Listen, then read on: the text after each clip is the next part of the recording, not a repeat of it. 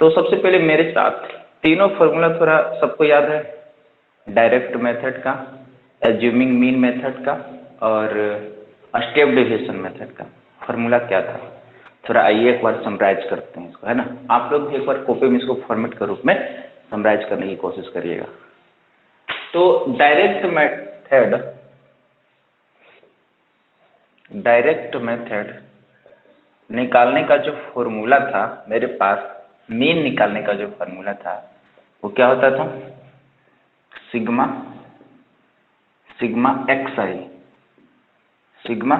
आई और I equal to 1 और कहाँ तक जाते थे, एन तक, और ये होता था एन, यानी टोटल नंबर ऑफ ऑब्जर्वेशन, यानी कि total number of sum of observation divided by total number of observation. यही था मेरा डायरेक्ट मेथड निकालने के लिए मीन। यहाँ पर एक्स आई क्या है, ये वेरिएबल है, क्या है छोटू, वेरिएबल। और एन क्या है, टोटल नंबर ऑफ वेरिएबल।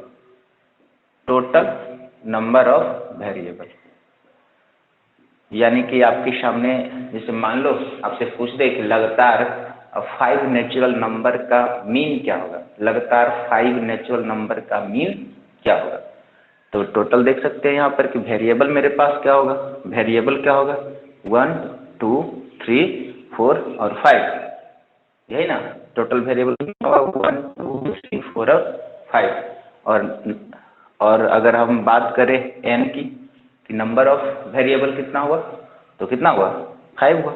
उसको इसको शम निकालेंगे तो बस इसको जोड़ देना है और डिवाइड कर देना है किससे, 5 से। यही फॉर्मूला कह रहा है ये।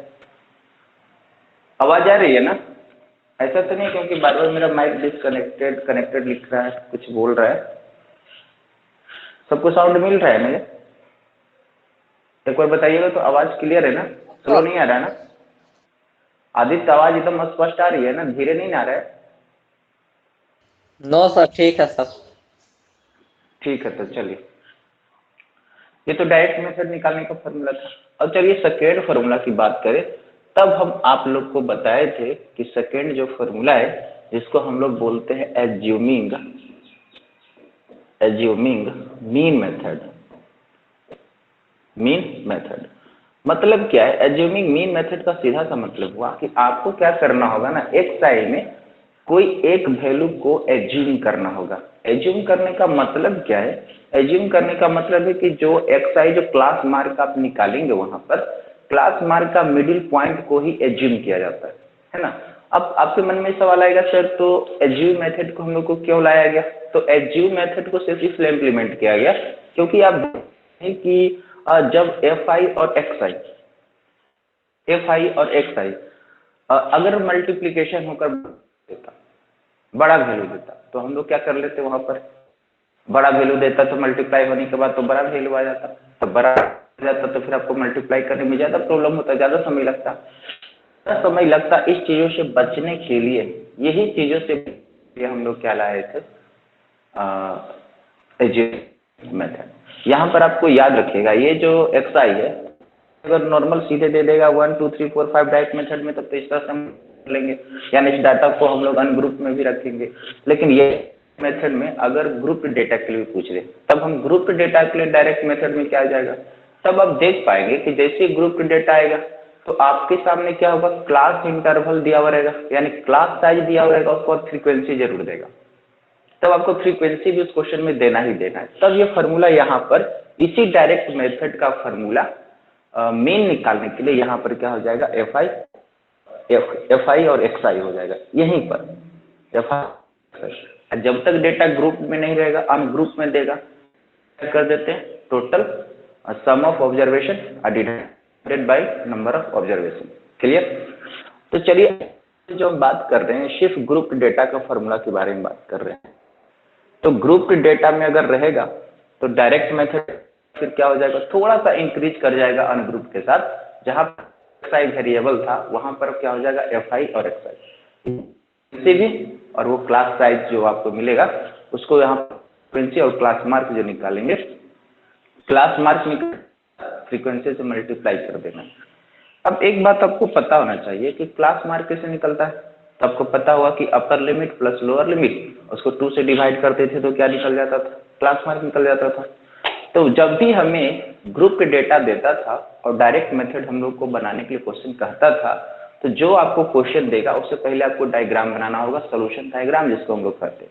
उसमें एक तरफ क्लास लिखना होगा, फिर फ्रीक्वेंसी लिखना होगा, और फार्मूला में आपको पता है कि डायरेक्ट मेथड में हमें एफ आई और एक्स आई की जरूरत होता है। तो फ्रीक्वेंसी तो आपको मिल गई गया, लेकिन एक्स आई तो अभी तक आपने बनाया नहीं है, तो फिर आपको टेबल में एक्स आई के लिए भी जगह देना होगा। और एक्स आई के लिए क्या निकालेंगे formula, upper limit plus lower limit divided by 2, फिर आप एक्स आई भी निकाल लेंगे। और फाइनली आपको क्या करना होगा, एफ आई और एक्स आई, एक और टेबल की जरूरत होगा एफ आई और एक्स आई की, जहाँ पर मल्टीप्लाई कर कर और लास्ट में हम लोग जोड़ लेंगे एफ आई और एक्स आई को, और फ्रीक्वेंसी को भी जोड़ लेंगे और डायरेक्ट इस फॉर्मूला पर पुट कर देंगे। तो आप कभी देखेंगे कि चलो मान लो आपके सामने कि 2 डिजिट से कम का फ्रीक्वेंसी, 2 डिजिट से कम का आपको एक्स आई अगर मान लो मिला, यानी 10 से छोटा वैल्यू आपको आ रहा है, तो डायरेक्ट मेथड लगाना बहुत आसान है।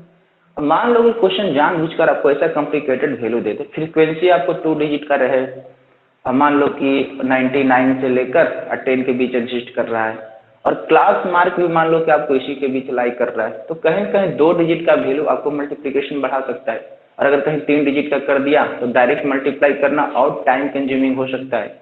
तो इसी टाइम को बचाने के लिए लोगों ने कौन सा मेथड और निकाला, एज्यूमिंग मीन मेथड। वो क्या करता है, अगर एक फॉर्मूला लिखते हैं, एज्यूमिंग मीन मेथड का फॉर्मूला निकालना क्या होता है, मीन ए, ए यहाँ पर क्या काम करेगा बताइए, ए यहाँ पर क्या होगा, वही एज्यूमिंग मीन होगा जो हम लोग क्लास मार्क में मार्किंग करते हैं, वो एज्यूमिंग मीन। ठीक है, यहाँ पर एक चीज क्या आ जाएगा इस फॉर्मूला में, देखिएगा कि प्लस सिग्मा, ये जो एफ आई था वो तो रहेगा ही, और डायरेक्ट मेथड में क्या था छोटे, एक्स आई, उसी एक्स आई को रिप्लेस कर एक नया टर्म आएगा डी आई आई। बस इतना ही चेंजिंग किया गया इस क्वेश्चन में, ज्यादा आपको दिक्कत इसमें नहीं होगा। और डिवाइडेड बाई कैपिटल एन, अब यहाँ पर हम कैपिटल एन से रिप्रेजेंट करेंगे। क्लियर, अब आपको ये समझना होगा कि इसमें सारा आने वाला टर्म क्या क्या था। तो ए क्या था, ये तो मेरा एज्यूमिंग मीन था, एज्यूमिंग टर्म था जिसको हम लोग खुद एज्यूम करते थे। किसमें से करते थे, क्लास मार्क में करते थे, क्लास मार्क में। ठीक है, अब देखिए आपके सामने एन आ रहा है, एन, तो एन क्या था यहाँ पर, एन किसके लिए काम करेगा, तो अब आपको ये नहीं करना है total sum of observation. Observation आपको मिल पाएगा बताइए, क्या ये क्वेश्चन अनग्रुप में आएगा जो आपको ऑब्जर्वेशन मिलेगा, नहीं मिलेगा, ये तो आपको ग्रुप में आएगा। तो आपको किसको जोड़ना, फ्रीक्वेंसी को जोड़ना है, तो फ्रीक्वेंसी को जोड़ना है, जो आने वाला फ्रीक्वेंसी क्वेश्चन में उसको जोड़ना है। तो यहाँ पर कैपिटल एन क्या हो जाएगा, सम ऑफ फ्रीक्वेंसी, फ्रीक्वेंसी ये आपका है एन। लेकिन छोटे एक चीज और आपके सामने, ये नया चीज आ रहा है डी आई, तो वो डी आई क्या था, उसको डेविएशन कहते हैं, डी आई क्या था आपको, अब ये डी आई आपको करेगा क्या, एक्स आई माइनस ए, ये आप होगा डी आई का फॉर्मूला। एक्स आई आपके ग्राफ में, आपके चार्ट में आपको रहेगा, और उसको एज से आपको माइनस करते जाना, ये आपको निकलेगा। आप देख पाए होंगे कि ये डी आई मेरा कैलकुलेशन को क्यों सॉल्व हल्का कर देता है, ये एज्यूमिंग मीन मेथड, क्योंकि आपको फाइनली फिर किसको जोड़ना है, एफ आई और डी आई को मल्टीप्लाई कर सम करना है, सिग्मा लगा, तब फ्रीक्वेंसी तो जो वैल्यू देगा आपको छोटा वो तो आपको रहेगा ही, और साथ में जो हमें क्लास मार्क निकलता था और फिर फ्रीक्वेंसी को जोड़कर जो बड़ा वैल्यू आता था। अब डी आई क्या है, क्लास मार्क एक पकड़े जो कंटिन्यू आएगा, एज्यूमिंग मीन जो हमको माने सबको माइनस कर देना, तो वैल्यू और छोटा होगा। सोचिए आपका जो ग्राफ बनेगा और छोटा बनेगा, छोटा मल्टीप्लाई किसको कर देना, एफ आई और डी आई, ये था, तो इसको क्या बोलते थे, एज्यूमिंग मीन मेथड। और एक मेथड आपको थर्ड में, कल जो हम लोग क्लास में चर्चा किए थे, पूरा डिटेल से हम लोग देखे थे कि स्टेप डेविएशन कैसे बनता है। स्टेप डेविएशन मेथड क्या कहता है जो बताइए। अब इसका फॉर्मूला क्या चेंज करेगा, तो इसका फॉर्मूला ध्यान रखना है, अगर मीन निकालेंगे तो इसका फॉर्मूला सामने, इसका फॉर्मूला आएगा, ए तो रहेगा क्वेश्चन, कोई चेंजिंग नहीं आएगा, सिग्मा कोई चेंजिंग नहीं, एफ आई कोई चेंजिंग नहीं, लेकिन अब डी आई चेंज कर किस में बदल जाएगा, बताइए किसी को याद हो तो। डी आई बदल कर किस में चेंज हो जाएगा, यू आई में हो जाएगा। किस में हो जाएगा छोटे, यू आई और डिवाइडेड बाई एन, और साथ में एच से आपको क्या करना होगा, मल्टीप्लाई करना होगा, एच से मल्टीप्लाई करना होगा। ये है step deviation method. Step deviation method आपके कैलकुलेशन को और आसान बना देता है, मतलब इजीली कैलकुलेशन आप कर पाएंगे। अब जब स्टेप डेविएशन मेथड हम लोग लगाते हैं तो जनरली जब मेरा कैलकुलेशन बहुत बड़ा सामने आता है तब लगाते हैं। अब इसमें आने वाला हर टर्म से आपको इंट्रोड्यूस होना चाहिए, परिचित होना चाहिए, आपको पूरी कॉन्सेप्ट आपको होना चाहिए। तो आइए देखते हैं आप लोगों के साथ साथ कि कितने बच्चे को ये पता है कि यहाँ पर आने वाला टर्म क्या है और इसको हम लोग कैसे फाइंड आउट करते हैं। तो ये तो आपको वही चीज है, एज्यूम किया हुआ बातें हैं, है ना, इसमें तो कोई दिक्कत नहीं होगा, वही एज्यूम की हुई बात है। फ्रीक्वेंसी आपको दिया हुआ ही रहेगा, और ये एक टर्म आया एन भी आपको पता है क्या हो जाएगा, टोटल सम ऑफ, यानी सम ऑफ फ्रीक्वेंसी, वही बात है यहाँ पर, सम ऑफ फ्रीक्वेंसी। ठीक है छोटे। अब एच क्या है बताइए, एच यहाँ पर है क्लास साइज, क्लास साइज। अब ये क्लास साइज किससे निकलता है, किसको पता है? तो यहाँ पर से अगर हम क्लास साइज निकालें तो क्लास साइज निकालने का फॉर्मूला होता है upper limit minus lower limit, और जब आपके सामने डाटा ग्रुप में आएगा तो जरूर उसका अपर लिमिट और लोअर लिमिट आपके सामने आएगा। तो अपर लिमिट लोअर लिमिट सामने आएगा तो आप उसको सब्ट्रैक्ट करके निकाल सकते हैं। लेकिन यहाँ पर ये यू आई क्या है, यू आई क्या है? तो यू आई का फॉर्मूला होता है डी आई, सॉरी यहाँ पर यू आई निकालेंगे। हाँ अच्छा बताइए, यहाँ से डी आई का फॉर्मूला हम लोग क्या निकाले थे, आपको थोड़ा सोच कर बता दें। एक्स माइनस हाँ एक्स आई माइनस यू आई का फॉर्मूला क्या हो जाएगा, डी आई डिवाइडेड बाई, इसका सिर्फ ध्यान रखना होगा यहाँ पर, ये D I divided by H छोटू। अब एक बात बताइए, तो D I divided by H, अब वो सोचिए, आपको खुद समझ में आ रहा होगा कि डी आई जो हम लोग निकालते थे, यानी इसको हम लोग ऐसे भी लिख सकते हैं एक्स आई अब माइनस ए अब बाई एच। अब एच हमको पता है क्लास साइज। अब खुद सोचिए कि जहां पर आप यू आई निकालेंगे वो कितना स्मॉल वैल्यू हो जाएगा। खुद क्लास मार्क जो एक्स आई रहेगा मेरा, उसमें हमको एज्यूमिंग मीन को जो एज्यूम किए उसको घटाना है, और साथ साथ में क्लास साइज और डिवाइड करना है, तो वो जो फाइनली वैल्यू मिलने वाला होगा, अब सोचिए वो कितना छोटा हमको वैल्यू मिल रहा होगा। जब छोटे और छोटा वैल्यू मिलेगा तब मल्टीप्लाई करना, फाइनली एफ आई और यू आई चाहिए तो रहेगा ही रहेगा, और साथ में हमको यू आई से मल्टीप्लाई करना होगा। अब होगा ये चीजें कि ये सभी मेथड, अगर क्वेश्चन मान लो कि आप एग्जाम में आते जाते और स्टैटिस्टिक्स का क्वेश्चन आपको दे रहा है, स्टैटिस्टिक्स को मीन निकालने के लिए, देखिएगा तीन तरह के बच्चे इसको तरीका से सोच पाते हैं। क्या सोच पाते हैं? कुछ बच्चे को लगता है अगर क्वेश्चन ने मेंशन नहीं किया किसी भी मेथड के लिए, बस आपको कह दिया मीन निकालिए, उसके लिए मेथड मेंशन नहीं, मेथड को यूज करिए। लेकिन अब अगर बच्चा आपको लगे हम सिर्फ डायरेक्ट मेथड को लगा दें फॉर्मूला में यूज करने के लिए, क्या स्टेप डेविएशन लगाए, क्या लगाए, तो वो करता है क्वेश्चन के सिचुएशन पर डिपेंड करता है कि अब किस मेथड से बनाना मेरे लिए सबसे आसान है। कभी कभी एग्जाम में जानने की कोशिश भी करता है कि आप सोच पाते हैं या नहीं। ऐसा तो नहीं है कि आप बकलोल की तरह सीधे क्वेश्चन को पढ़े और डायरेक्ट मेथड से लगाना शुरू कर दिए।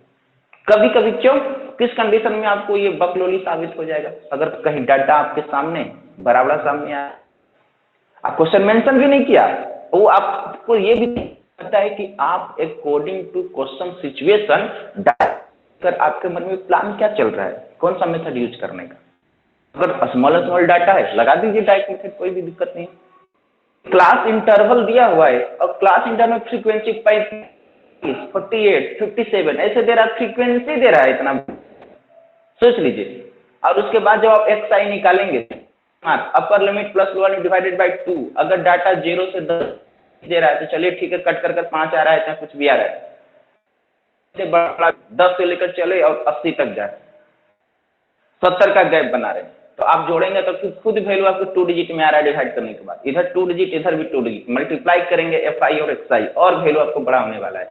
फिर अंत में जब बड़ा वैल्यू आया उसको फिर फाइनली जोड़िए नीचे लाकर एफ आई और एक्स आई को, टाइम कंज्यूमिंग ज्यादा है। लेकिन जैसे बच्चा देखा अरे भाई फ्रीक्वेंसी मेरा 2 डिजिट में दे रहा है और हम देख रहे हैं क्लास इंटरवल मेरा बड़ा बड़ा है, क्या करें, सीधे चल जाते हैं स्टेप डेविएशन में, कोई दिक्कत नहीं है। वहां जाएंगे हमको खुद यूआई की जरूरत पड़ेगा, यूआई खुद एक्स आई माइनस ए है और डिवाइडेड बाई एच है, वैल्यू हमको और छोटा मिलेगा। फाइनली हमको फ्रीक्वेंसी और यूआई को जो मल्टीप्लाई करना है उसको जोड़ देना है। ये चीजें ये आपकी सोच पर डिपेंड करता है। अगर क्वेश्चन मेंशन कर ही दिया तो फिर आपको करना ही पड़ेगा, लेकिन कभी क्वेश्चन ऐसा नहीं करेगा कि बड़ा डाटा आपको दे देगा और कहेगा डायरेक्ट मेथड बनाइए, ऐसा कभी नहीं कर सकता है। अगर बड़ा डाटा आपको देगा तो जरूर मेंशन करेगा इस चीजों को आप इस मेथड पर लेकर जाइए, इसी से बनेगा। क्लियर छोटे? तो ये फार्मूला आपके सामने तीनों हम सिर्फ मीन का ले लिए, क्योंकि आपको सबसे ज्यादा मीन का ही फार्मूला पढ़ना रहता है, बाकी का मोड मीडियन में 1-2 फार्मूला से काम चल जाता है। ये आपको समराइज कर रखना होगा। एक बार फिर से जाते जाते इसको मिटाते मिटाते एक बार याद कराने का तरीका, ताकि आप भी अपने दिमाग में इसको समराइज रखेंगे, वो बता देते हैं। डायरेक्ट मेथड रहेगा, डाटा अगर ग्रुप में है तो फ्रीक्वेंसी जरूर रहेगा, एक्स आई से मल्टीप्लाई कर दीजिए। मतलब जब हमको डायरेक्ट मेथड बनाने का क्वेश्चन कहेगा तो डायग्राम में हमें क्लास तो चाहिए ही, फ्रीक्वेंसी क्वेश्चन इतना चीज हमको दे देगा, क्लास फ्रीक्वेंसी, हमको एक्स्ट्रा क्या करना होगा, उसमें सिर्फ क्लास मार्क निकालना होगा। क्लास मार्क उसमें लिख दीजिएगा फॉर्मूला ऊपर में, upper limit plus lower limit divided by 2, ताकि आपको पता चले, कंफ्यूजन ना हो। हमेशा अपर लोअर को जोड़कर 2 से डिवाइड करते जाना, फॉलो करते जाना। और आपको एक चीज और बनाने की जरूरत पड़ेगा, किसमें, एफ आई और एक्स आई, उसको मल्टीप्लाई करके लिखते जाना। यानी कि क्वेश्चन में 2 चीज दिया हुआ था, 2 हमें और करने की जरूरत पड़ा, डायग्राम में वो कर देंगे, आंसर आ जाएगा, फॉर्मूला आपको याद। लेकिन जैसे आप चलेंगे स्टेप डेविएशन मेथड में, तो स्टेप डेविएशन का आपको दिमाग में याद रखना होगा फॉर्मूला, स्टेप डेविएशन का। लेकिन चलिए इससे पहले एज्यूमिंग का समझ लेते हैं। एज्यूमिंग मीन मेथड क्या है? एज्यूमिंग मीन मेथड में आपको क्या होगा, फॉर्मूला पढ़े कि हमें निकालना है मीन, तो होता है ए प्लस सिग्मा एफ आई और डी आई। तो ए क्या है, तो ये आपको समझ में आएगा कि ए हम लोग क्लास मार्क में मिडिल पॉइंट को ढूंढते हैं। इसका मतलब अब हमें एक डायग्राम तो बनाना तय है क्लास मार्क, क्योंकि ए हमको वही देने वाला है क्लास मार्क में। तो आपको class mark class interval question में दिया हुआ रहेगा, फ्रीक्वेंसी दिया हुआ रहेगा, आपको एक्स आई वो आपको निकालना ही पड़ेगा, क्योंकि ए को तो ढूंढना पड़ेगा। तो एक्स आई के लिए हम लोग जगह दे देंगे। अब ए का तो काम हम लोग कर लेंगे, फिर फॉर्मूला में पढ़ेंगे। अरे देखिए भाई कि हमें सिग्मा एफ आई, तो एफ आई से कोई जरूरत नहीं, हमको दे दिया।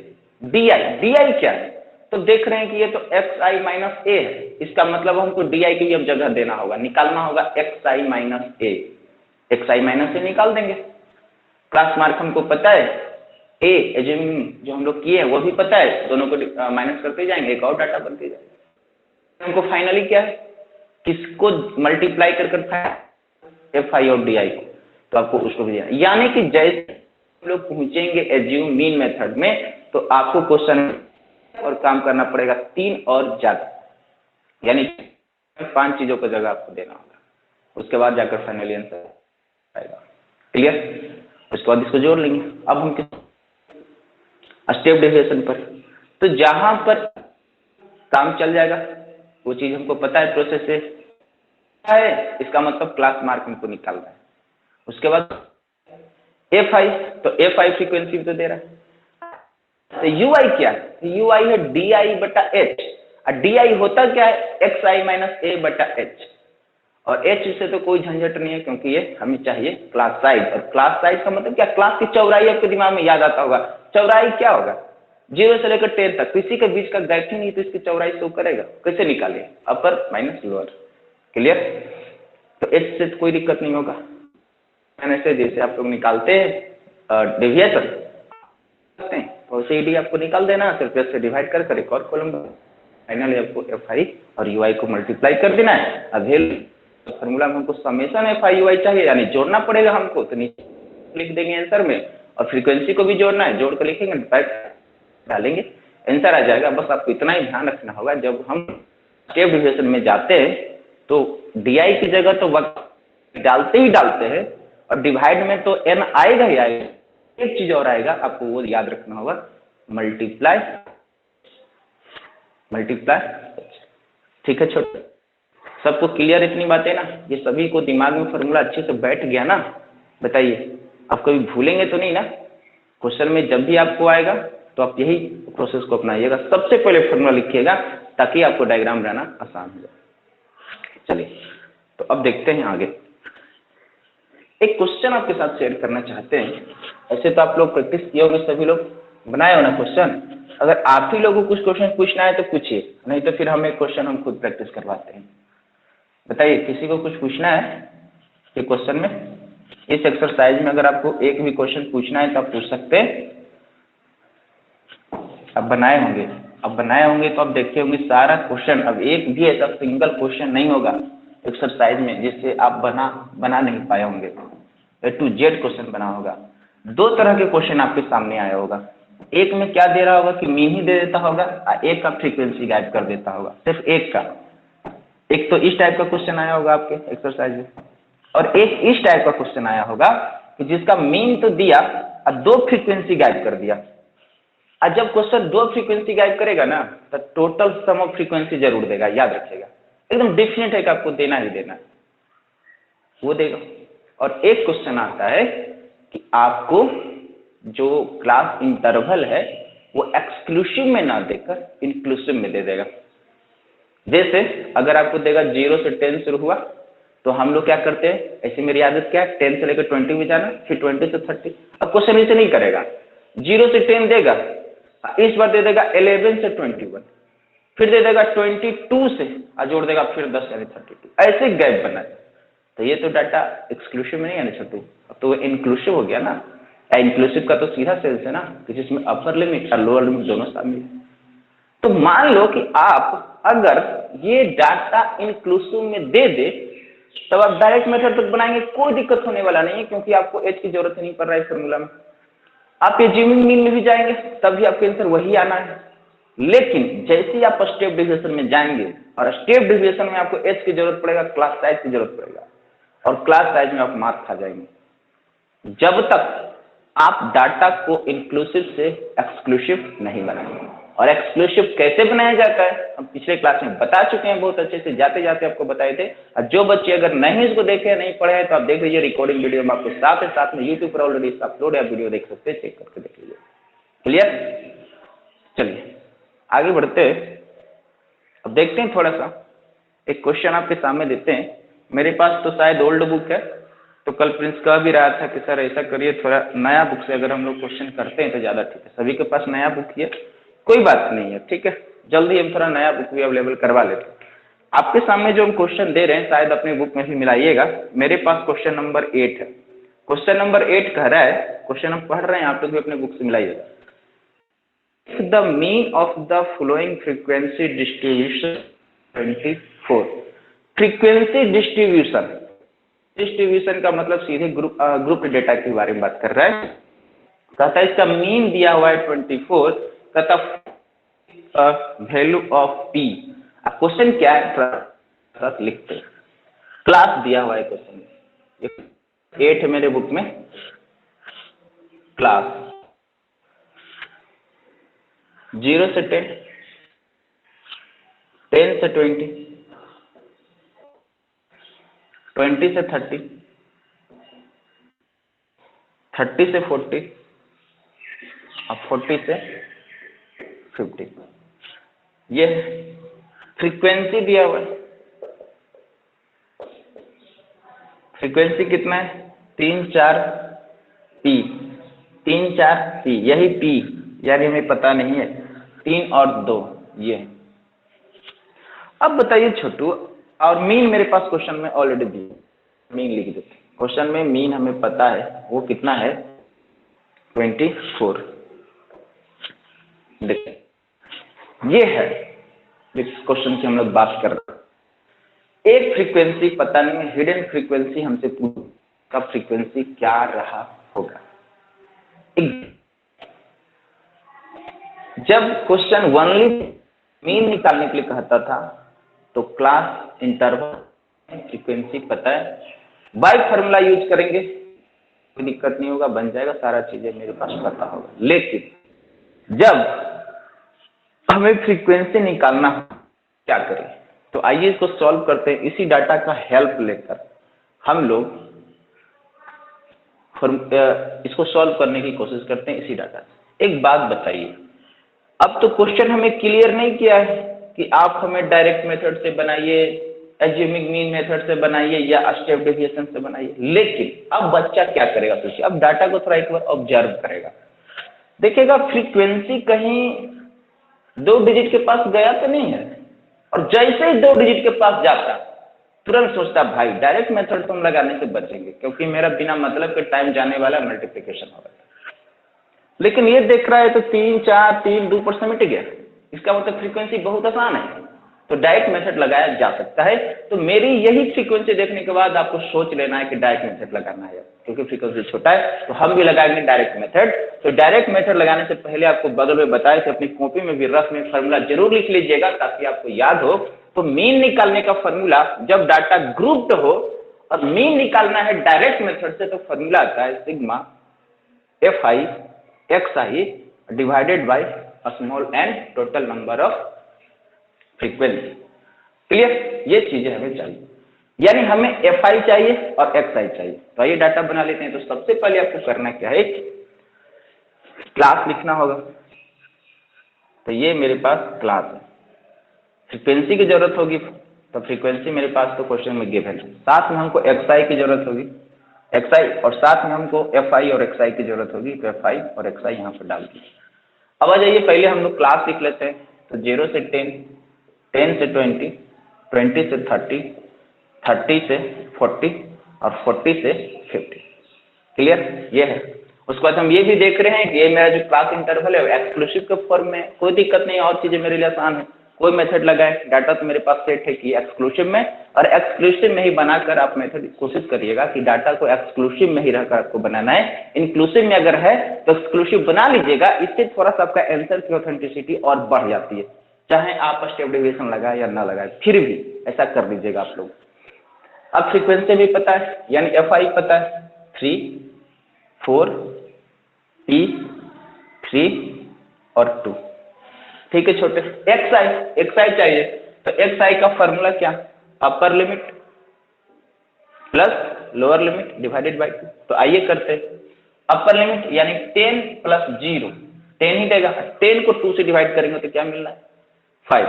उसी तरह ये 20 से लेकर 20 से और 10 यानी 20 प्लस 10 करेंगे तो 30 आएगा, और 30 को 2 से डिवाइड करेंगे कितना आना है 15।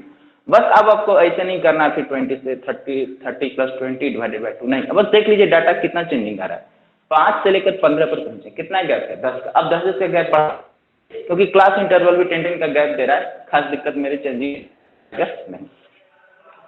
तो 5 हो गया, 15, अब 15 में 10 जोड़ेंगे तो 25, अब 25 में से 10, 35 में से 10 जोड़ेंगे तो कितना आ रहा होगा 40। ये चीज है ना।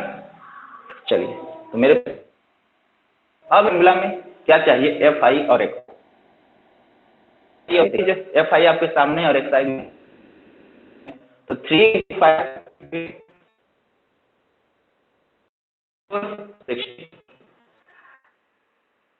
होना है, 25 इंटू पी, ये आपको वैल्यू तो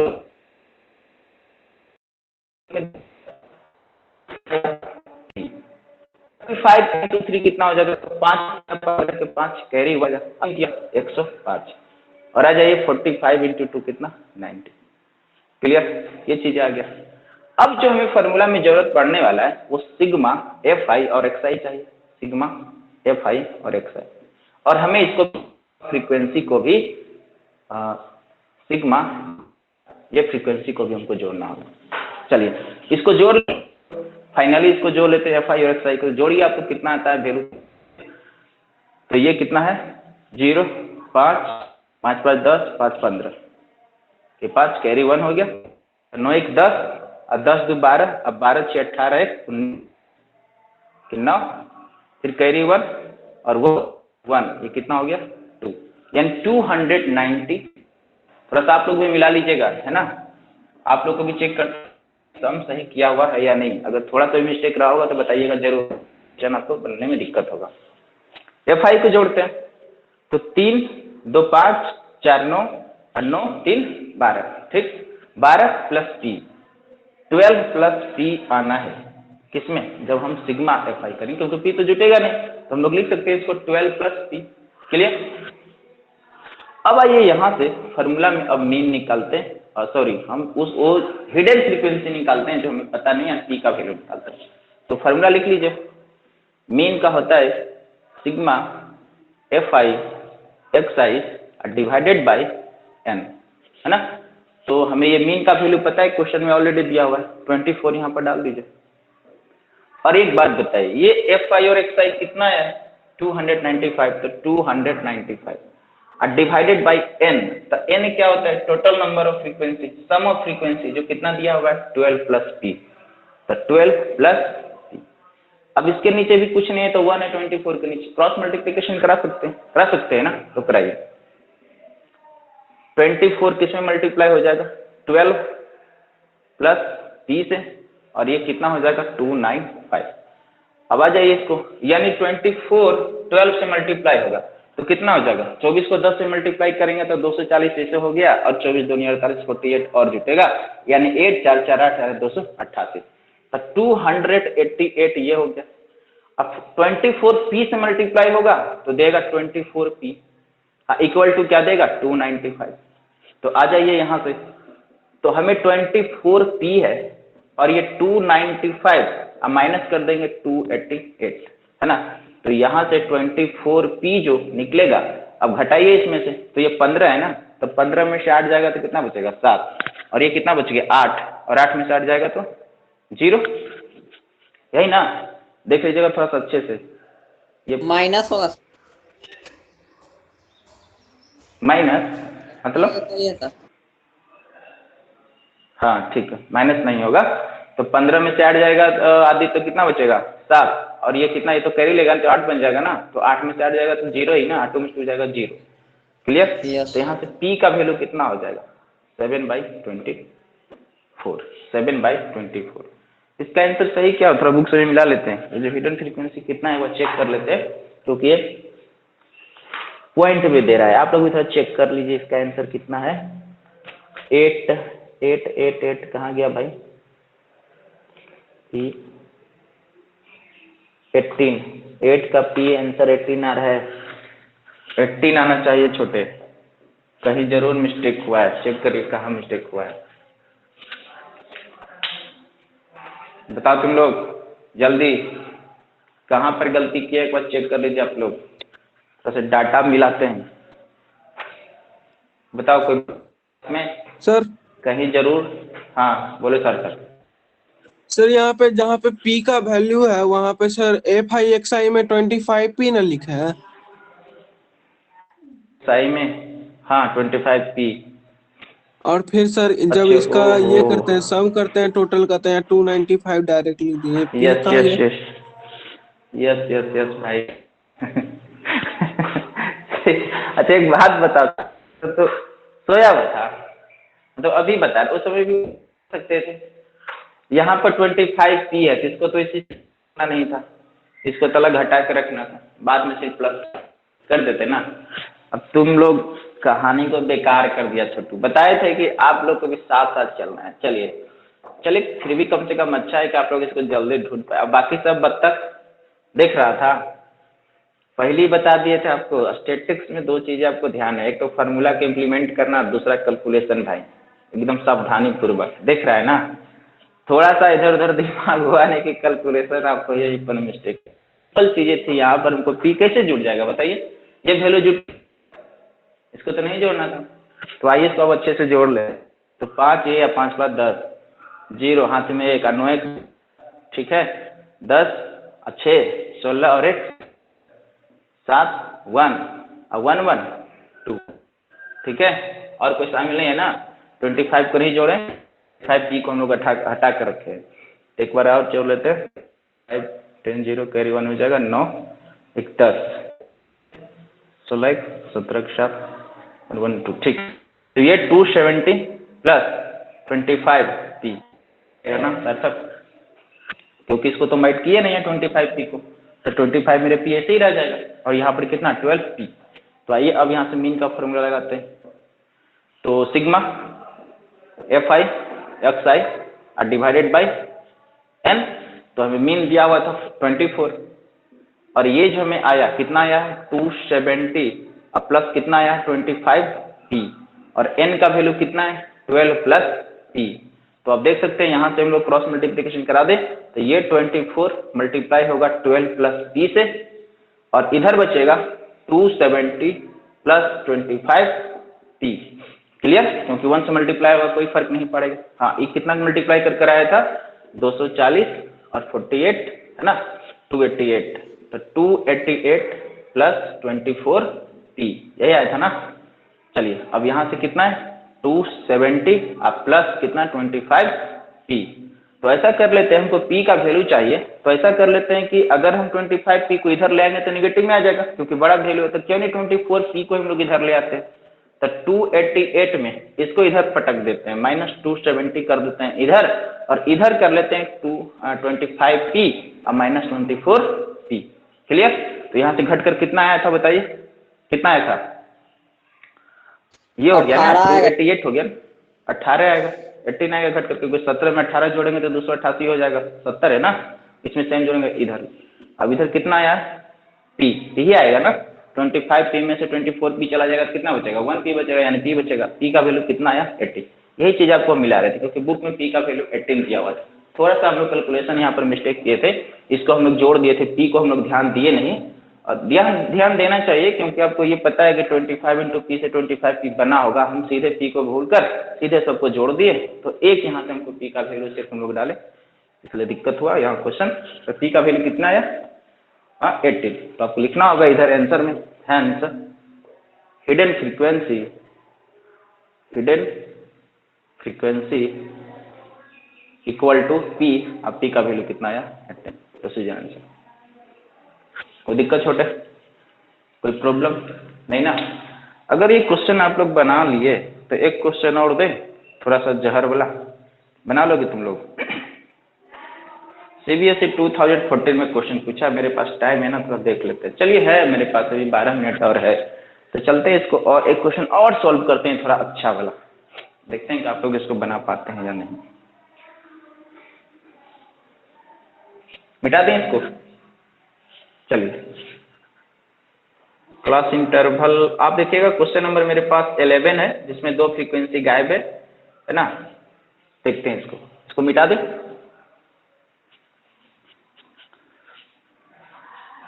दो फ्रीक्वेंसी गायब है, अब वो क्वेश्चन कैसे बनाएगा। और हम बता दिए थे आपको, अगर 2 फ्रीक्वेंसी गायब रहेगा तो डिफिनिट रूप से क्वेश्चन आपको सम ऑफ फ्रीक्वेंसी दे नहीं दे, ऐसा सवाल हो ही नहीं सकता। अब अगर 2 फ्रीक्वेंसी गायब रहेगा तो आपके सामने 2 बनाने का, एक तो जो टोटल दिया हुआ देगा उसमें से आप डायरेक्ट कर सकते हैं, बहुत आसानी से हम लोग पुट भी कर लेते हैं, लेकिन हम कहेंगे उस क्वेश्चन में वहां पर पुट करने से बचेगा। वो क्या कहना चाहते हैं जो भी आपको पता चल जाएगा। तो चलिए यहाँ पर डेटा सेट कर लेते हैं, सेम दिख रहा है, हालांकि और इसको बढ़ाया है, क्या है टोटल 80 तक लेकर गया है ना, तो थोड़ा सा और इसको छोटा कर लेते हैं। चलिएगा, आप लोग अच्छे से कैलकुलेशन करना है, मिस्टेक नहीं करना है भाई, बस कैलकुलेशन मिस्टेक नहीं होगा, बाकी का प्रोसेस तो सही ही होगा, कोई दिक्कत नहीं है। तो क्वेश्चन नंबर 11 कहता है, देखिएगा क्वेश्चन क्या कह रहा है, पहले पढ़ दे। कहता है the mean of the following data is 42, यानी जो डेटा मेरे सामने है उसका मीन दिया हुआ है 42।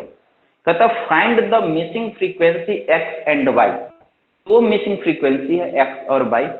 कहता इफ द फ्रीक्वेंसी इज 100, बताए थे ना कि सम देगा जरूर फ्रीक्वेंसी का, सम दिया हुआ है।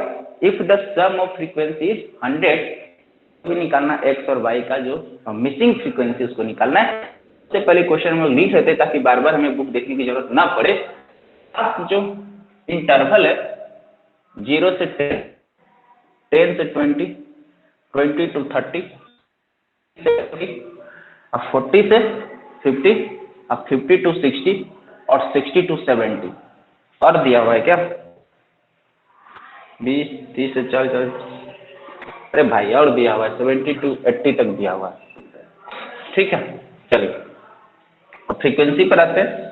तो फ्रीक्वेंसी है 7, 10 x 30 वाई वाई 40 से 50 में वाई शामिल है और 20 से 30 में एक्स शामिल है। हाँ चलिए ये भी क्लियर है। अब 50 to 60 का जो दिया हुआ 10 40 9 ये दिया हुआ। अब चलिए हम लोग साइड में लिख लेते हैं यहाँ पर कि सम इसका कितना है, मीन कितना दिया हुआ है क्वेश्चन में। तो मीन क्वेश्चन में गिवन है 42। अब फ्रीक्वेंसी का जो सम है, फ्रीक्वेंसी का जो सम है वो हमें मालूम है कितना 100। इतना क्वेश्चन में गिवन हमको क्वेश्चन दिया है। अब इसी क्वेश्चन को इतना डाटा का यूज कर कर क्वेश्चन बनाइए। अब सवाल ये, इस क्वेश्चन को बनाने के लिए कौन सा मेथड यूज करें। अब हम देख रहे हैं कि 2 डिजिट के पास एक क्वेश्चन तो पहुंचा है, लेकिन बहुत ही आसान ऑप्शन है, ज्यादा चीजें कॉम्प्लिकेटिव नहीं है। ज्यादा पहुंचा है तो 13 से 14 ये चीजें भी आसान है और 10 ये ज्यादा हमें डिस्टर्ब करने वाला नहीं है डायरेक्ट मेथड में भी। तब हम सोचे कि अब डायरेक्ट मेथड से ही बनाएंगे। तो चलिए बिना समय गवाए हम लोग जल्दी सा इसका सोल्यूशन ग्राफ यानी डाटा जो है इसका डायग्राम तैयार कर लेते हैं। तो हम डायरेक्ट मेथड लगाने वाले हैं। डायरेक्ट मेथड में चाहिए हमको एक्स और सम चाहिए एफ आई और एक्स आई का। 2 चीजें हमको करना पड़ेगा ज्यादा और 2 चीजें क्वेश्चन में दे रखा है। Class F I, class F I x I और एफ आई और एक्स आई। क्लियर, इतना चीजें चाहिए। क्लास में दिया हुआ 0 से 10, 10 से 20, 20 से 30, 30 से 40, 40 50 और 50 60 और 60 से 70। अरे आप लोग भी मेरे साथ साथ करना है ना। 72 72 80, 70 से 80। क्लियर, फ्रीक्वेंसी दिया हुआ है तो फ्रीक्वेंसी को लिख लेते हैं। कितना 7, कितना 10, एक्स 30 से 40 में कितना है 13, 40 to 50 वाई, ठीक है 50 to 60 यानी 10 14 9, 10 14 9 छुट्टी। क्लियर भाई, एक्स आई निकाल लीजिए, एक्स आई निकाल लीजिए। तो कितना आ रहा है एक्स आई कितना हो जाएगा 10 + 0 10 और 10/2 5। यहाँ चेक कर लीजिए, फिर वही चीज है 20 और 10 30 और 30 में से 2 से डिवाइड करेंगे तो 15। चैन कितना का बन रहा है बताइए, 10 का गैप। लेकिन आपको थोड़ा सीक्वेंस को पूरा तो चीजें क्लियर कर लेना होगा, सीधे बढ़ा देना होगा, कोई दिक्कत नहीं है। तो 5 से यहाँ पर 15 पहुंचा, एक बार और ढूंढना है तो 30 और 20। अब हम क्लियर हो गए कि 10 का गैप। तो 5 पहुंचे 15 पर, 15 से 25 में से 10 जोड़ेंगे तो 35, तो 10 जोड़ेंगे तो 5, उसके 55 65 टू 65। क्लियर, 15 25 35 है ना, 55 65 65। चलिए अब हमें चाहिए एफ आई, तो कितना हो जाएगा 35। 10 × 15 कितना हो जाएगा 150। 25 को x से मल्टीप्लाई करेंगे तो 25x। क्लियर, और 35 को 13 से मल्टीप्लाई करेंगे तो 350। तो ऐसे ही हो जाएगा 10 के साथ करेंगे तो करेंगे ना, यहाँ पर 10 से मल्टीप्लाई करेंगे, उसके बाद कितना हो जाएगा 35 को 3 से मल्टीप्लाई फिर कर दें ऐसे 105 और इसमें ऐड कर दीजिए 5 यानी 445। सही है ना, 445 ही आएगा ना, बताना। 35 को 13 से मल्टीप्लाई तो ठीक है, 45 वाई कितना हो जाएगा 550। क्लियर, अब आ गया मेरे सामने 65 को 14 से मल्टीप्लाई करना है, यही ना, से मल्टीप्लाई करना है। 25 0 हाथ में 7 84, 84 को हम लोग 7 से मल्टीप्लाई कर देंगे तो 6 91 910। क्लियर, देख लीजिएगा आप लोग, सही है ना 910। क्लियर, कोई दिक्कत नहीं है। और 75 को 9 से मल्टीप्लाई कर लीजिए तो 9 × 5 = 45, 5 हाथ में 4 9 × 63 63 में 4 जोड़ेंगे तो 67 यानी 675। मिला लो छोटू एक बार, थोड़ा सा क्लियर आप लोग, तभी आगे बढ़ेंगे। आप लोग भी एक बार कर लीजिए कैलकुलेशन, सही किया हुआ है ना, ओके करिए तब आगे बढ़ते हैं। बोलिए सही किया हुआ है, सभी लोग मिला लिए, बताइए क्लियर। आदित्य, यस सर, दो बाकी है। 2 बाकी है, कर लो। सैम ये हो ना। छोटू अगर गलती हो गया बाद में, अगर कहेगा सर यहाँ पर गलती है, तो आप लोग तुम लोग समझना, ठीक है। गलती नहीं करना है, बस ध्यान देना है, यही चीज ऐसे हमें लगता है सही क्या हुआ। चलिए तो 2 चीज में आपको ज्यादा दिक्कत होने वाला है। एक 35 को 13 से मल्टीप्लाई किए थे जो, एक बार चेक कर लेते हैं अच्छे से। 10 और 35, ठीक है, ये 455 क्लियर, ये सही है। उसके बाद आपको यहाँ पर 65 और 14 को भी क्लियर कर लेते हैं। 5 20, 26, 65 0 910, ये भी क्लियर है, ठीक है। और एक है 75 इंटू 9, तो 4 63 और 67 क्लियर है, ठीक है, सही किया हुआ। अब आते हैं हम लोग को वाई फॉर्मूला जो हमें जरूरत है, सिग्मा एफ आई और एक्स आई का, एफ आई और एक्स आई का अब जोड़ना है इसको, और यहाँ पर फ्रीक्वेंसी को भी जोड़ना है, क्लियर। आइए जोड़ लेते हैं, तो चलते हैं 5 5 5 10, 5 से स्टार्ट करते है ना, और यहाँ 5 5 5 10 और 5 15 के 5 कैरी 1 हो जाएगा, तो 7 1 8 जोड़ ही लेते हैं। 8 1 9 और 9 5 14, 14 5 19 क्लियर, और 19 1 20 और 24 और 3 27 का 7 कैरी 2 हो जाएगा, क्लियर। तो ये कितना हो गया, 6 2 8 और 9 8 17, 17 3 20, 2 22, 4 26, 26 1 27, 26 1 27 27 से 75, 175, 27 से 75 छोटू क्लियर। और साथ में आदित्य सार्थक, ये दोनों वाला 25 प्लस 25x प्लस कितना 45y 45, ये है, ये चीज है। और इधर आ जाइए फ्रीक्वेंसी में जोड़ लीजिए, कितना 10 7 17, एक्स और बाई को सिर्फ शामिल नहीं करना, ये ध्यान। चलिए इसको जोड़ लेते हैं, 9 4 13 और 13 3 16 और 16 4 20 और 3 23 का 3 हाथ में 2 हो जाएगा, कैरी 2 यहाँ पर रहेगा, तो 2 को उठाकर जोड़ ही लेते हैं यहाँ से। 3 1 4 4 1 5 1 6, कितना 63 हाँ 63 ना। चलिए तो Yes, sir. 63 और साथ में क्या आएगा, 63 में क्या आएगा, x प्लस वाई आएगा ना, आएगा कि नहीं आएगा।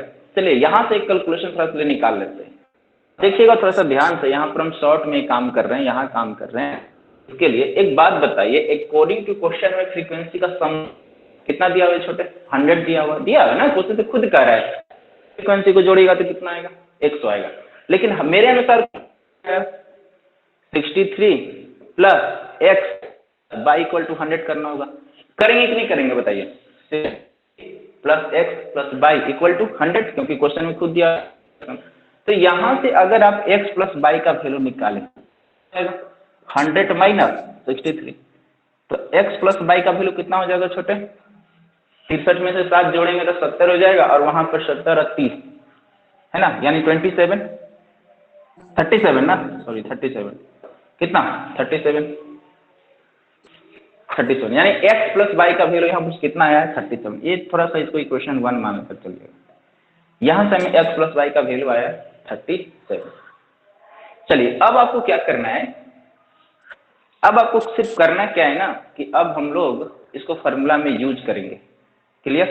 तो आइए फॉर्मूला में यूज कर लेते हैं। चलिए, तो यहां से मीन का जो फॉर्मूला है sigma f I x I और एन, यही ना। तो कितना दिया हुआ है मेरे पास, मीन का वैल्यू कितना था 42। ये कैलकुलेटिव क्वेश्चन है, बस इतना याद रखना, कैलकुलेशन आपको सही करते जाना है, आंसर आ जाएगा 42।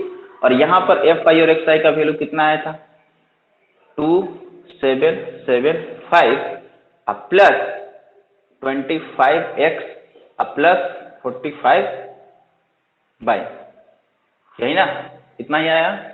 और यहाँ पर n जो करेंगे टोटल फ्रीक्वेंसी n, तो टोटल फ्रीक्वेंसी कितना हो जाएगा बताइए। n का वैल्यू क्वेश्चन में दे दिया है ना, टोटल फ्रीक्वेंसी यहाँ पर 100, कोई दिक्कत नहीं ना।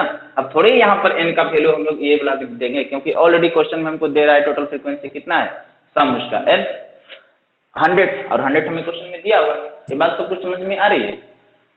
ये बातें सब कुछ समझ में आ रही है ना। यहाँ से हम फ्रीक्वेंसी का एक रिलेशन जरूर निकाले हैं, x plus y equal to 37 छोटे, लेकिन यहाँ पर हम कितना यूज करें, हमको n का जो वैल्यू आएगा टोटल सम ऑफ फ्रीक्वेंसी चाहिए, और क्वेश्चन में 100 दिया हुआ था टोटल सम ऑफ फ्रीक्वेंसी, तो यहाँ पर 100 करेंगे। आइए क्रॉस मल्टीप्लीकेशन करा देते हैं छोटू, तो कितना हो जाएगा 42 पर कितना जीरो डाल दे, 2 जीरो डाल देते हैं। हाँ, इधर कितना है 2775 अब प्लस कितना 25x प्लस 45 बाई।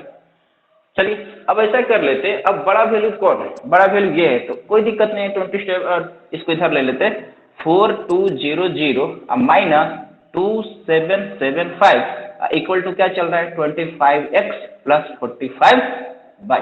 अब आप लोग बताइए कि 4200 में 2775 जाएगा तो क्या बचेगा, इसका आंसर कितना आएगा, तो घटा लेते हैं, कितना 1425।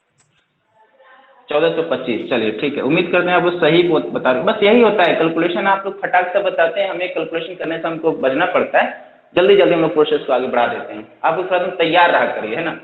तो 1425 इक्वल टू कितना हो जाएगा 25x plus 45 by.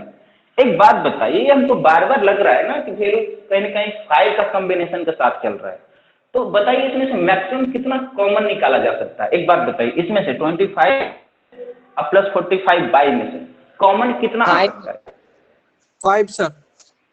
5, very good. तो 5 निकल जाएगा आदित्य, तब 1425, अब 5 निकालेंगे तो यहाँ पर कितना बच जाएगा 5x प्लस कितना हो जाएगा 9 बाई, बचेगा ना।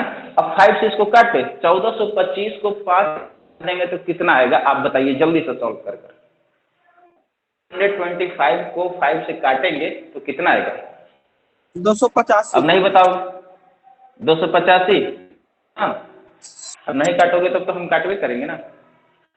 285 करेक्ट है ना, बताइए सब लोग।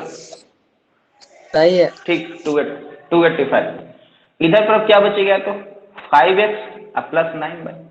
देखिए मेरे सामने एक इक्वेशन और बनकर तैयार हो गया, 5x प्लस 9 बाई, इसको इक्वेशन 2 करते हैं, इक्वेशन 2 करते हैं। देखिए उम्मीद करते हैं ये सब चीजें हम लोग सॉल्व कर ली हैं, और ऐसे भी आपको वीडियो में मिल चुका है, तो अब इधर मिटा देते हैं, इसको सॉल्व थोड़ा करते हैं। इक्वेशन 1 में भी हमें प्लस बाई, और हमें इक्वेशन 2 में भी कहीं कहीं कॉम्बिनेशन प्लस बाई का मिला है, दोनों इक्वेशन को सॉल्व करना तो आसान है ना, कर सकते हैं आप लोग, ऐसा कर बहुत सा क्वेश्चन किए होंगे। इक्वेशन फ्रॉम में 5 हाँ, फ्रॉम 1 एंड 2 दोनों इक्वेशन पर चलते हैं। तो मेरे इक्वेशन जो था x plus y equal to 30, और एक जो आया है 5x plus 9y equal to 285, 5x plus 9y equal to, हम चाहते हैं ना, हम चाहते हैं कि बाई मेरा कैंसिल हो, हम क्या चाहते हैं इस इक्वेशन से बाई कटे, तो कितना से मल्टीप्लाई करते हैं y कटे तो नीचे तो 9 बाई, हम कैंसिल कराना चाहते हैं, तो 9 बाई यहाँ ऊपर में इक्वेशन 1 में हमको 9 से मल्टीप्लाई करना होगा, और इक्वेशन 2 में किससे मल्टीप्लाई करना होगा, बाई का कोफिशिएंट 1 है तो 1 से करना होगा, ज्यादा फर्क तो पड़ेगा नहीं। तो चलिए नया इक्वेशन सॉल्व कर लेते हैं, लेकिन याद रखिएगा ये जो 9 से मल्टीप्लाई कर रहे हैं तो x में भी मल्टीप्लाई होगा, y में भी मल्टीप्लाई होगा, और 37 में भी मल्टीप्लाई होगा। क्लियर?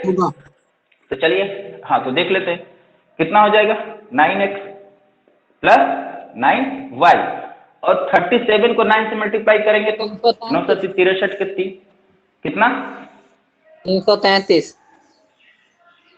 333 यही ना 333। ठीक है चलिए, और हाँ यहाँ पर कितना रहेगा तो 5x, क्योंकि 1 से मल्टीप्लाई करेंगे तो क्वेश्चन पर तो कोई फर्क पड़ेगा नहीं, प्लस कितना 9y इक्वल टू कितना है 285।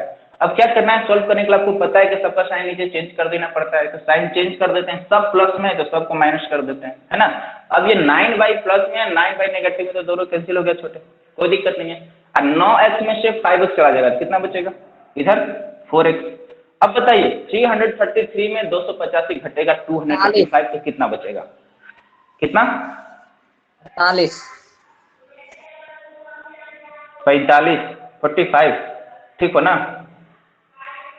13, ठीक है, फिर 12 हो जाएगा, 8 4 12 कैसे, कितना है सब 48 आएगा 13 48 ना 48 क्लियर, क्योंकि यहाँ पर 13 हो जाएगा तो 13 में से 5 जाएगा तो 8 बचेगा, यहाँ पर 2 हो गया ना, तो 2 हो गया तो 12 बन जाएगा, 12 में से 8 जाएगा तो 4 बचेगा, बाकी का तो इधर 0 हो ही जाएगा। तो x का वैल्यू कितना है आदित्य बताओ, 12 ना, x का वैल्यू कितना है छोटू। तो एक फ्रीक्वेंसी तो हमको पता चल गया, एक तो फ्रीक्वेंसी तो हमको पता चल गया जो हिडन था, x का वैल्यू कितना 12, लेकिन हमको तो दोनों चाहिए, तो दोनों चाहिए ना, तो x का वैल्यू आप ऐसा जगह डाल दें दोनों इक्वेशन में से जो सबसे जल्दी आसानी से दे दे, किसी भी इक्वेशन में डालेंगे तब भी आपको वैल्यू आ ही जाएगा y का, लेकिन हम सोच रहे क्यों नहीं सबसे 1 को पकड़ते हैं, बेचारा बहुत सीधा साधा है, x plus y equal to 37 है, इसी को पकड़ते हैं, तो x का वैल्यू 12 डाल देते हैं, y का वैल्यू नहीं पता इक्वल टू 37, तो y का वैल्यू कितना हो जाएगा 37 माइनस 12, 37 माइनस 12। अरे ये बातें समझ में आ रही है सबको, ये तो डाल ही सकते हैं ना बहुत अच्छे से, यहाँ पर x की जगह यहाँ पर 12 डाल देते हैं, y का वैल्यू निकालते हैं, बताइए 37 में से 12 चल जाएगा तो कितना बचेगा y का वैल्यू, 7 में से 2 जाएगा तो 5, और 3 में से जाएगा तो 25। तो आपका ये आंसर आया, आप लोग बुक में मिला सकते हैं, x का वैल्यू 12 और y का वैल्यू 25। इस तरह से हम लोग हिडन फ्रीक्वेंसी को भी फाइंड आउट कर सकते हैं। कोई दिक्कत छोटे, किसी तरह कोई दिक्कत, देखिएगा आप एक बात को ध्यान रखिए, अब आपको एक जो नया टाइप का क्वेश्चन मिलने वाला है वो आपको कहीं कहीं अब जो देगा, ये जो फ्रीक्वेंसी देख रहे हैं ना 0 से 10, 10 से 20, ये तो एक्सक्लूसिव का फॉर्म, आपको सामने इंक्लूसिव में भी दे सकता है क्वेश्चन को, देकर आपको मीन पूछ सकता है, इंक्लूसिव में डाटा देकर फ्रीक्वेंसी हिडन फ्रीक्वेंसी पूछ सकता है, लेकिन बस आपको इतना ही करना है कि अगर इंक्लूसिव में दे तो एक्सक्लूसिव बना लीजिएगा, और बनाना सबसे आसान है कि जो लोअर लिमिट में 0 पॉइंट माइनस कर दीजिए और अपर लिमिट में 0.5 को क्या कर देना ऐड कर देना, दोनों तरफ ना, जितना हम लोग नेगेटिव करेंगे उतना ही जोड़ देंगे, क्वेश्चन पर ज्यादा इफेक्ट नहीं पड़ेगा।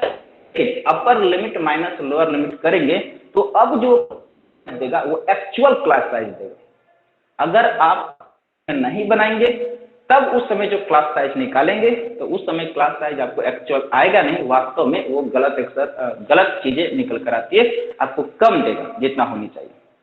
क्लियर, तो ये था मेरा मीन का सारा कॉन्सेप्ट, हमसे जितना हो सका आपको लंबा क्लास लिए, लगभग हम 3 क्लास लिए हैं, आप समझ सकते हैं। स्टैटिक्स से हम लोग स्टार्ट किए, फर्स्ट में पूरा स्टैटिक्स का चर्चा किए, होता क्या है, डाटा क्या होता है, ग्रुप डाटा क्या होता है, अनग्रुप क्या होता है, प्राइमरी सेकेंडरी क्या होती है, सारी बातें हम लोग बेसिक बात किए।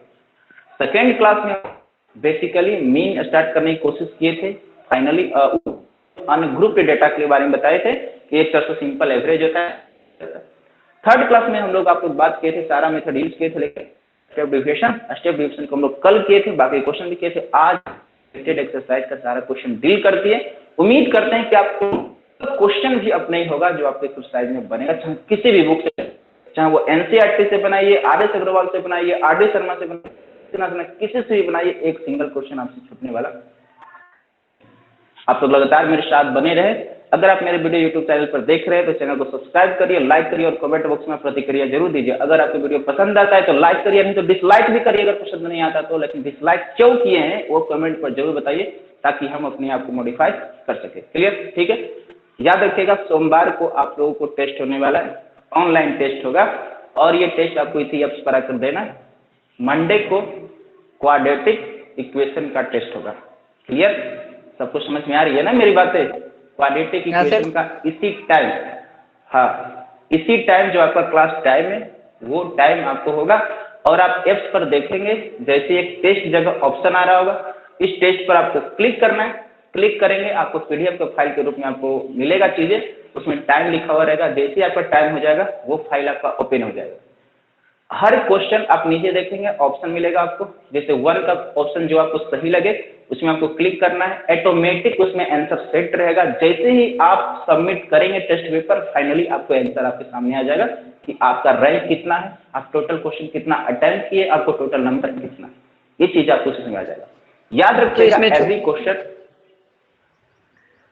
क्या होगा आदित्य, चोरी नहीं हो सकता?